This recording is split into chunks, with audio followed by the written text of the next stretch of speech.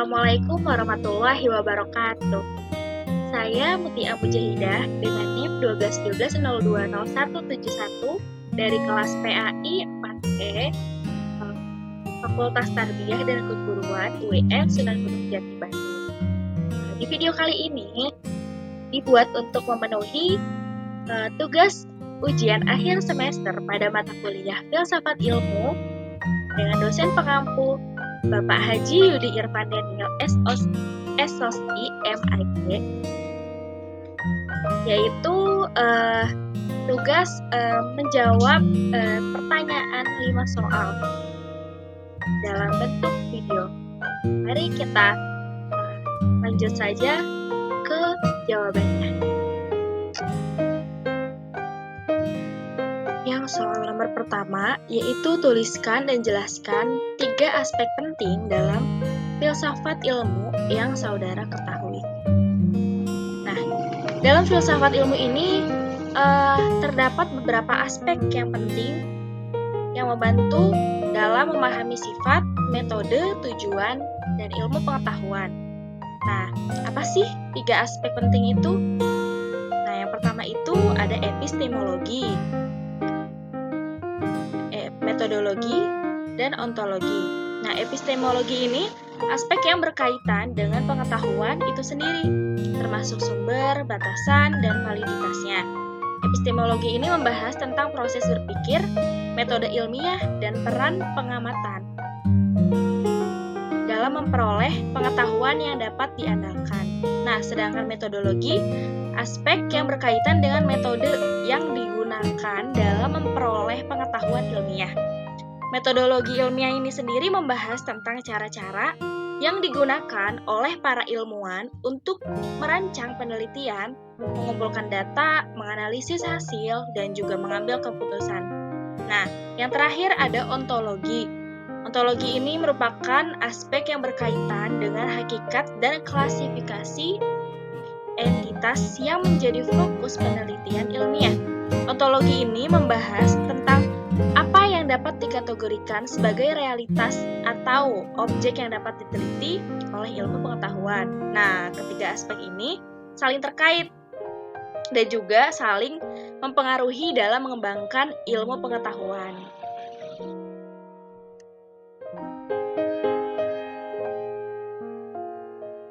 Kedua yaitu jelaskan secara sistematik upaya manusia dalam mencari pengetahuan ilmiah. Nah, upaya manusia dalam mencari pengetahuan ilmiah ini dapat dijelaskan secara sistematik atau melalui metode ilmiah yang melibatkan langkah-langkah seperti observasi, pembentukan hipotesis, perancangan percobaan atau penelitian, lalu pengumpulan data, analisis data, penarikan kesimpulan, dan pengulangan dan reproduksi.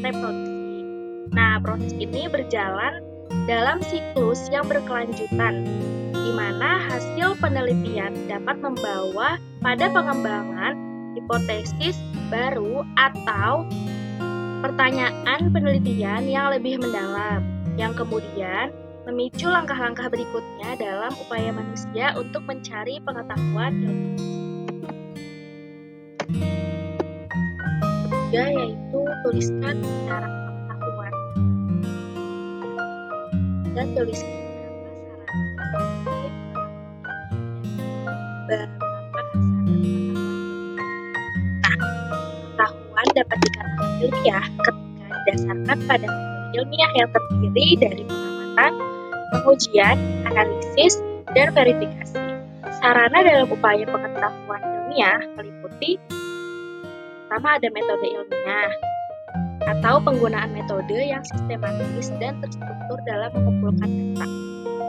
Kedua ada penelitian dan juga eksperimen atau melakukan penelitian yang objektif dan eksperimen yang terkontrol untuk mengumpulkan data yang dapat diandalkan dan dapat direplikasi oleh orang lain.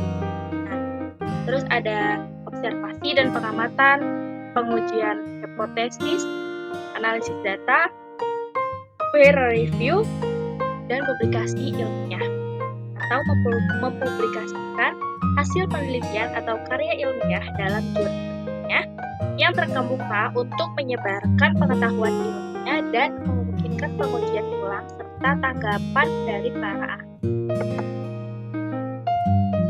Yang keempat yaitu, menurut saudara, bagaimana sebaiknya ilmu dikembangkan? Apakah ilmu dikembangkan bebas nilai atau ilmu dikembangkan terikat dengan nilai? Kemukakan argumentasi. Nah, menurut saya, ilmu itu dikembangkan harus terikat dengan nilai. Kenapa? Karena ilmu itu memang sudah seharusnya dikembangkan dengan mempertimbangkan aspek nilai-nilai seperti ekonomi, sosial, religius, dan lainnya. Jika ilmu dikembangkan begitu saja dengan tidak mempertimbangkan aspek nilai-nilai yang ada, maka ilmu akan berkembang tanpa aturan atau akan berkembang tidak terkendali. Ilmu itu akan tidak terkendali dan bisa jadi ke depannya itu akan berdampak negatif. Oleh karena itu, ilmu dikembangkan namun harus mempertimbangkan atau dibatasi dengan nilai-nilai yang ada atau sesuai dengan nilai-nilai yang ada. Lalu yang terakhir, yang nomor 5, dari aspek metodologi, apa perbedaan pendekatan kuantitatif dengan kualitatif dan bagaimana kontribusinya terhadap pengembangan ilmu pengetahuan? Pendekatan kuantitatif dan kualitatif ini merupakan dua pendekatan metodologi yang berbeda dalam pendekatan. Ada beberapa perbedaan utama antara keduanya dan kontribusinya terhadap pengembangan ilmu pengetahuan, yaitu misal pendekatan kuantitatif fokusnya itu pada pengukuran dan analisis data berdasarkan angka dan statistik yang dapat diukur secara objektif. Dan tujuan utamanya adalah untuk menguji hipotesis, mengidentifikasi pola, dan membangun hubungan kausal yang dapat dinyatakan secara dan juga metode pengumpulan datanya ini dalam pendekatan kuantitatif dikumpulkan melalui instrumen standar seperti kuesioner, survei, eksperimen, atau analisis statistik dari data signifikan. Nah, sedangkan pendekatan kualitatif berfokus pada pemahaman mendalam tentang konteks, makna, dan juga pengalaman manusia yang kompleks. Menggali perspektif, keyakinan, dan interpretasi individu dan kelompok menjadi fokus. Dan juga metode pengumpulan datanya ini pada pendekatan kualitatif ini dikumpulkan melalui wawancara, observasi, studi kasus, atau analisis teks dan juga dokumen. Peneliti berinteraksi secara langsung dengan para partisipan dan menggali informasi secara mendalam. Nah, kontribusi terhadap pengembangan ilmu pengetahuan yaitu menghasilkan bukti yang empiris yang dapat diukur secara objektif dan juga